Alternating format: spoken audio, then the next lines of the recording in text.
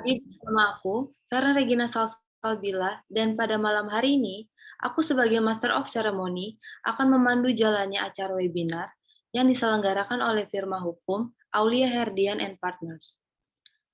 Nah, jadi malam ini kita udah kedatangan salah satu pengacara ternama dan salah satu jaksa yang bisa dibilang sudah malang melintang di dunia hukum selama 5 tahun lebih.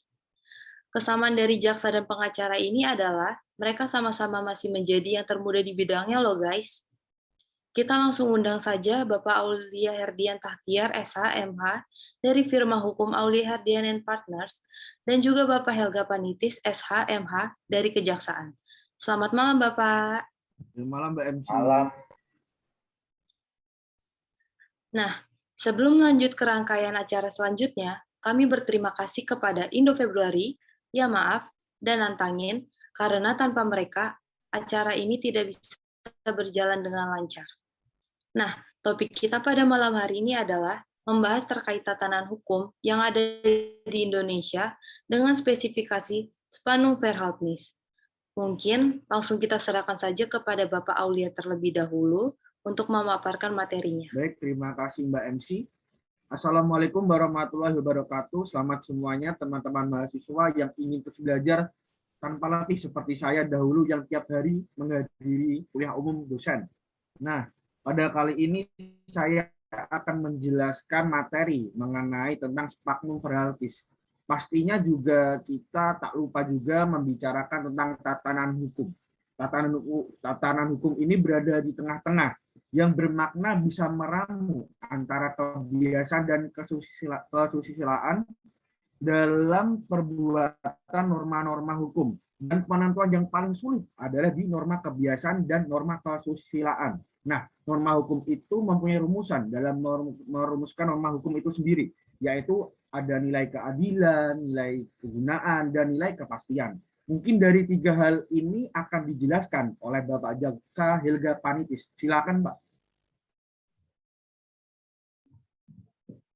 Baik, terima kasih Bapak Aulia. Yang dimaksud nilai keadilan adalah terkait dengan pendistribusian yang merata antara hak dan kewajiban, sedangkan nilai kegunaan yaitu seperti aliran utilitas memasukkan ajaran moral praktis yang menurut penganutnya bertujuan untuk memberikan kemanfaatan atau kebahagiaan. Lalu nilai kepastian hukum yang secara normatif adalah ketika suatu peraturan dibuat dan diundangkan secara pasti karena mengatur secara jelas dan logis, jelas dalam artian tidak menimbulkan multitafsir dan tidak menimbulkan hiperregulasi, menimbulkan konflik norma.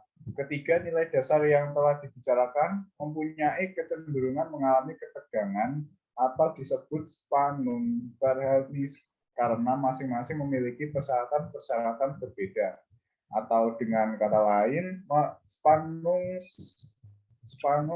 Verhältnis adalah suatu ketegangan antara nilai keadilan, kegunaan, dan kepastian hukum, di mana ketiga-tiganya berisi tuntutan yang berlainan dari satu dengan yang lain, sehingga mengandung potensi ketegangan antar nilai. Mungkin segitu saja yang bisa saya sampaikan. Baik, Bapak, terima kasih banyak atas pemaparannya. Materi yang cukup mendalam dan komprehensif tentang Spannung Verhältnis.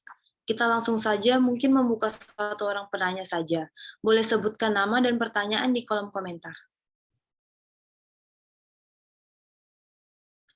Baik, kita sudah dapat satu pertanyaan dari Abdullah Royan. Permisi Pak, selamat malam. Izin memperkenalkan diri saya Abdullah Royan. Izin bertanya Pak, apakah ada contoh kasus Spannung Verhältnis yang terjadi di Indonesia? Silakan Pak, dijawab pertanyaannya. Mungkin dari Bapak Helga terlebih dahulu.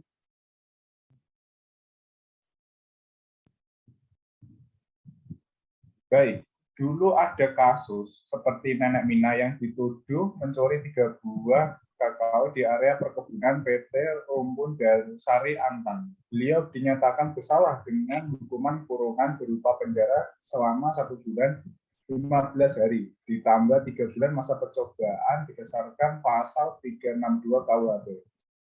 Jika ditinjau dari kepastian hukum merupakan jawaban yang memuaskan, tetapi jika ditinjau dari konsep keadilan, maka hal tersebut tidak benar adanya, yang disebabkan adanya upaya lain selain menyeret Nenek Mina ke meja hijau, yakni dengan cara pendekatan restoratif justice yang menitik beratkan pada terciptanya keadilan dan keseimbangan tindak pidana serta korbannya sendiri. Mungkin Pak Aulia bisa menambahkan sedikit, mungkin ya Pak. Baik, terima kasih. Ya dulu saya itu ada kasus, yaitu kasus Gayus Tambunan yang dimana terdakwa merupakan seorang anggota ASN di bagian perpajakan dan telah menerima uang suap dari PT SAT, Roberto Santonius, kemudian ada menyuap Bakim juga, dan juga ada menyuap petugas hutan yang diberikan kepadanya untuk mangkir dari pembayaran pajak yang harusnya dibayarkan oleh warga negara dengan jangkauan waktu tertentu. Gayus ini dijerat dengan pasal 3 Junto 18 Undang-Undang Nomor 31 Tahun 1999 tentang tindak pidana korupsi yang apabila dikalkulasikan telah merugikan negara lebih dari 645 miliar.